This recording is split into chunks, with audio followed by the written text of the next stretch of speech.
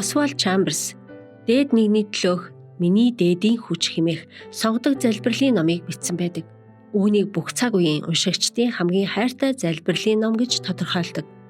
Христэд итгэгчдийн зүрх сэтгэлд хүрэх түүний чадвар нь тун гайхалтай.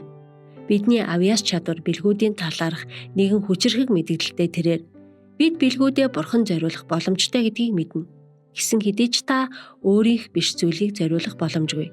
Бидний бэлэг, мөнгө, эзэмшдэг бүх зүйл биднийх гэж бодож дараа нь гарч болзошгүй аливаа шиг хүлээн зөвшөөрөлт, магтаал, алга ташлтыг хүлээн авах нь хичнээн амархан бэ. Гэхдээ энэ бол бурхны зам биш.